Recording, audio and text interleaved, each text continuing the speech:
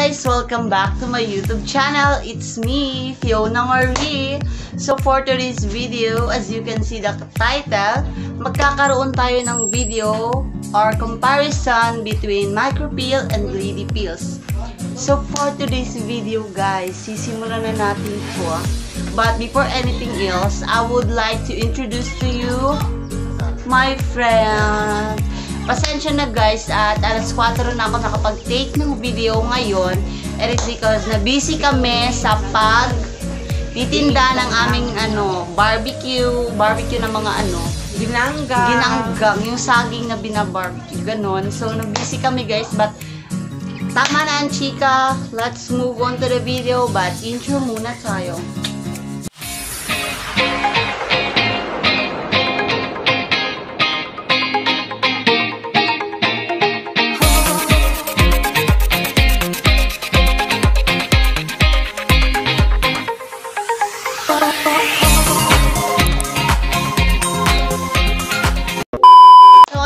Guys, let's start the comparison between micropeel and lady peel. So, first na pagbabasihan natin is yung presyo, then kung sino yung mas effective, then paano siya iniinom, and yung yung anong pangalan nito, yung effect niya at yung kanyang bad effect.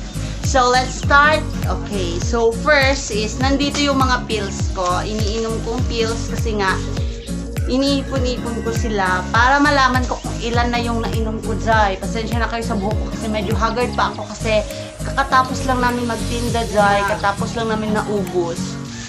So ito na nga yung pills.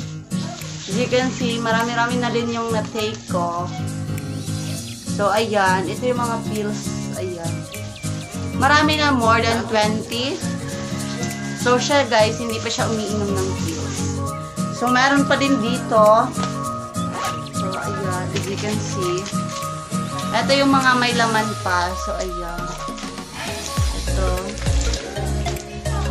Dry. Ito yung mga iniinom ko. So, let's start. So, sa packaging muna tayo, guys. Before anything else, sa packaging muna tayo. So, sa packaging ng micropeels is ganito siya. So, as you can see the carriage. Yeah, pupo. Yan. So, micropeel. Maganda pa ang kwan nyo guys, ang packaging niya. Hormonal contraceptive pills. Madumi yung kamay ko kasi katapos lang namin magluto. So, ayan, yung expiring date niya. So, malayo-layo pa, 2022. So, ayan, as you can see. So, ayan yung expiring date niya. So, sa mga nagtatanong, more than 100 na yata yung question. More than 100 na yata yung nagtanong doon. So, lahat kayo nasagot ko. Huwag kayong mag-alala. Kasi lahat na magtatanong doon sa vlog ko about micropeels is sinasagot ko siya para maano ko naman kayo, ma-aware kayo. So, ngayon, ginawan ko na siya ng vlog kasi halos pa ulit-ulit na lang yung mga tanong doon din na bakit, kailan ako magtitake, ganito, ganyan, anong oras. So ngayon sasabihin ko na sa inyo para hindi na kayo magtanong ulit. So let's start sa packaging muna tayo. So ang packaging niya guys, meron siyang sulat. So ayan. So ito yung sulat ng micropeel. So medyo maliit lang yung sulat ng micropeel. Pero mahaba siya guys. Hindi kagaya ng Dayan na mataas talaga ang Dayan guys. So ayan. Dito yung English, tapos dito yung Tagalog. So pag binasa nyo to, maiintindihan nyo talaga kung saan siya at para saan siya. So, ayan, huwag na natin basahin, baka haba pa ang ating vlog. So, ito yung packaging ng micropeels. Dito naman tayo sa packaging ng lady peels. So, as you can see, mas maganda to kasi, alam nyo, mas maganda tong packaging na to kaysa sa micropeels. Pero mas, mamaya ko na sasabihin. So, lady peels, hormonal contraceptive pills. So, ayan siya. So, ang packaging nga guys is ayan. So, may sulat din siya. But ito, mahaba-haba na yung sulat niya kasi madami-dami na din ito. Ayan. Yan guys. Dito, kalahating English, kalahating Tagalog. So, may hati siya dyan, oh. So, pasensya na kung medyo maingay kasi isa lang kami ng bahay na tinitirhan kaya maingay talaga, ve. So, ayan. As you can see, ito yung packaging. Guys, yan yung packaging niya. So, itong mga pills na iniinom ko is hindi siya mahal at very ano lang siya, affordable and ano siya, friendly na price. So, sa micro pills, tipid to siya. Sa micro pills na iniinom ko is 69 pesos. Yes. Mas mahal siya. Mura siya, guys. Mura siya. Mas mahal siya kontra netong Lady Pills. Kasi itong Lady Pills is nabili ko siya sa 55 pesos. Tapos ito, 69. So, mas mahal to. At ito ang pinakamura. Pero mas effective to.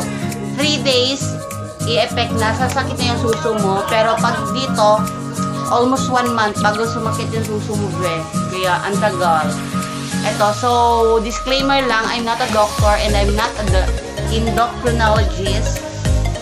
At lalong hindi ako nagtatrabaho sa mga pills na yan. So, based on my experience, so take your own risk. So, ayun na nga guys, na ano ko na yung presyo, yung quality, yung packaging. So, dako naman tayo sa laman. So, ito yung laman niya. So, as you can see, so, nainuman ko na siya kagabi kasi naubos ko na yung 15. Naubos ko na siya. Ayan. So, kulay red siya. So, iba yung packaging nito. Iba din ang laman nito. So, ang ito guys, so, 21. So, ilan nga yung tab nito? 21 plus 2, 4, 6, 7. 27 pills yung laman niya. Kaso, itong dito sa ilalim guys, nakikita nyo ba? Kaiba yung kulay niya, color white siya. Itim dito. Kasi, hindi ito pills guys. Wala itong hormones. Wait lang, hindi siya nagpo-focus. Wala itong hormones. Ang content nito guys is Perus to siya guys. Perus. So, depende sa inyo kung inumin nyo siya or hindi. So, Perus ito guys. So, pwedeng hindi nyo siya inumin, pwedeng hindi inumin. So, dito, 21 tablet yung talaga siya. As you can see, ayan, 21 tablet. So, iniinom ko siya, dalawa nito sa gabi, tapos isa nito sa umaga. Kasi, ito yung pampafresh ko sa gabi, ito naman yung pampafresh ko sa umaga. But, tinigil ko na to, kakainom pag umaga, gabi na lang siya kasi paubos na tong ganito ko at quarantine dito sa Davao. So, baka hindi ako makabili. So, ayun. At sa ano naman guys, dito naman dako tayo sa effect at bad effect. So, sa effect, sino yung mas effective? Or kailan sila tumatalab? So, based on my experience, tumalab yung micropills sa katawan ko is 3 days. Yes, 3 days lang siya guys. Sumakit yung dito ko, sumakit yung dibdib ko. At para siyang ano, yung nipple maitim. Yes, maitim siya. Tapos, sobrang sakit na parang ayaw mo talaga siyang ipagalaw. Sobrang sakit niya guys. So, 3 days lang. Pero sa Lady Pills, hindi ko naramdaman yung effect. Ano lang talaga, 1 month bago ko siya na-feel yung effect sa Lady Pills. So, mas effective yung micro pills kaysa sa Lady Pills. Yes, yan yung nasabi ko. So, sa pagdating naman sa pagpapaputi or sa pagpapaglow ng skin mo or sa pagpapapress sa'yo kahit hindi ka nagpapaganda, lipstick lang, ganun. So, mas effective yung Lady Pills kaysa sa micro pills. Kaya ko iniinom yung Lady Pills. Maraming nagsasabi na pwede na hindi na daw ako minom ng Lady, but iniinom ko pa din siya kasi siya yung nagpapaano sa akin, yung tipong kahit maitim ka, nakikita pa rin yung kaputian mo. Ganon, parang ganon. Ba't hindi ka naman maputi? Ganon ba? Parang fresh ka lang. Ganon palagi. So, hindi ka maitim, hindi ka rin maputi. Tamang-tama lang. So, ayun siya guys, yung content ng Lady. So, yung micro, hindi ko nakita yung ano. Dito lang, yung micro pills. Dito lang yung micro pills. Tingnan nyo guys, ang taba. Tingnan nyo ang taba. Diba? Tapos ang laki ko na, tapos dito may laman na siya. So sa micro pills yan. So ang lakas kong kumain, promise. Sa 2 pills, ang lakas kong kumain. Hindi ko talaga siya mapigilan, be. Hindi, parang ano, ayoko na mag-stop kumain. So ayun, hindi ko talaga siya mapigilan. Kain ako ng kain, kaya ako tumaba ng tumaba. Hanggang sa ang laki ko na talaga. Tapos dito ko, so sa micropills, dito, nilalagyan niya ng laman. So, magti 3 months na tayo, pero yung jugelya natin may bahay na. Diba? Ayan pa lang siya. Nag-ano lang ako, nag-sports bra. Yun lang. Tapos dito natin is, ang laki niya, Jai. Dito, promise. So, may sugat pa yan kasi ginanon ko niya, no. So, ang lakas niya makipababaihan, Jai. Pero, by this month, coming my, sweldo. So, mag-aano ako, change to inject. So, mag-aano ako, mag-feno. So, sa hindi nakakaalam, yung Fencanon is injectable hormone. So, very din siya, pricey. Pero, okay lang, 153. Yes, 153. So, yung Fencanon self injection, ganon, Jai. So, magdadayan sana ako. So, na-feel ko na, napapagod na din ako mag-inom. So, nalilimutan ko na tuwing gabi kasi ang sarap na matulog galing sa labas. So, nalilimutan ko mag-take. So, gusto ko mag-inject na lang. So, weekly yung pag-inject para hindi tayo matekla. So, ayun na nga mga ses. Guys, yun yung mga effect. So, wala namang naano sa akin na mga bad effect dahil kasi ako guys, ako yung tambakan ng pills na walang nararamdaman sa katawan. Kahit yung na-feel ko lang talaga yung pag-inom ko ng Myra E. Ito yung vlog ko sa Myra E. Ayan, tingnan nyo na lang yan. Diyan ko na-feel yung mga sakit sa katawan, mga butoy-butoy dyan, mga parang tigyawat. Ang dami niya talaga guys, kaya tinigil ko siya. So, nalito. Ayan yung Myra E. Ayan. So, tinigil ko siya, kaya ito na lang sa pills na lang ako nag-stay sa pills, kaya ayun. So, ititigil ko na to kasi very risky guys, very risky, promise. Huwag kayong gumayos sa akin ha. Very risky siya, so, sa mga magtitake dyan, magdayan na lang kayo or mag-inject na lang kayo, so mas effective siya. Hindi ka guys sa akin aabutan na 1 buwan para magbilog talaga guys yung bahay mo dito, o magbilog talaga. Pero sa akin lang siya, pang baby lang. Baby lang, sis. Wag naman yung pang baby lang yan kasi pang dalagang Pilipino lang yung mga suso natin yun, sis. Maganon-ganon lang yun. Lang siya, pa-virgin. Pang virgin lang yan naman suso, sis. So, pag sis, pag 3 months ka na, mag-push up bra ka na para makita na yung biyak dito sa gitna, sis. So, ayan, mag-push up bra ka na, sis. Tapos, nagpaplano na ako, nag-feno na ako para tad-tad. So, masculine pa tong abs ko. Tingnan nyo, masculine pa yan, guys. Hindi pa yan nadurog ni Lady at Micro. So, gusto ko siyang madurog talaga, sis. Kasi ayoko nung maganda. So, ayun, guys. Nasabi ko na nga sa inyo. So, wala na patumpik-tumpik pa, guys. So, sa mga magti-take nito, so, hindi ko naman kayo sinasabihan na huwag kayo mag-take at hindi ko rin kayo sinasabihan na mag-take. So, ginawa ko lang tong vlog na to para ma-aware kayo or alam nyo kung ano yung mangyayari sa inyo before kayo mag-take. So,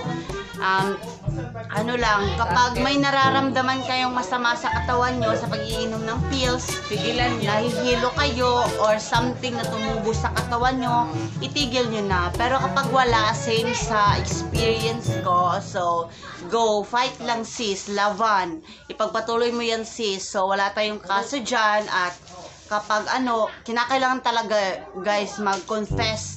Yes, you know what is confess. Mag-confess kayo sa parents nyo, sa mother nyo, sa father nyo because malalaman din nila yan guys kasi nasa huli ang pagsisisi guys kasi kapag hindi kayo nagsalita, yan yung tinitake nyo, nagtitake kayo ng ganyan, manghingi kayo ng advice. So, kinakailangan nyo talagang mag-confess sa parents nyo. So, yung iba naman hindi nag-confess na nung na sila, lumaki na yung dibdib nila, doon na nila sinabi na naging babaihan na lang mukha nila. So ako, wala pang 1 month, sinabi ko na talaga kasi ayokong mabigla sila, ganun. So sinabi ko talaga yung totoo na nag-pills ako. So ayun, kaya rebels naman si mama, tanggap naman ni papa. O diba, ganun, bongga. So that's it for today guys and I hope you enjoy. So abangan nyo na lang yung mga vlog namin, iba pa namin vlog. So mamamalagi kami. Sorry guys, hindi ko na na-vlog yung pagluluto namin ng barbecue, yung pagbili namin. Sa susunod na lang guys, mag-vlog ako papunta doon para magbili-bili ng kahit anong gusto kong bilhin para ipakita ko niya din sa inyo na hindi lang ako natutulog dito, hindi lang ako dito, gala-gala. So may ginagawa din ako sa buhay na kinakailangan ko ding magnegosyo para may kita araw-araw. Kasi alam nyo naman mga basher dyan, sa nagsasabing sa YouTube lang ako kumakapit, hindi sis, may pinagkakapitan din ako dito. So, pasensya na kayo guys, napahaba natin tong oras na ito. So, that's it for today and I hope you enjoy. And if you enjoyed this video, don't forget to like, share, subscribe my channel para bongga na!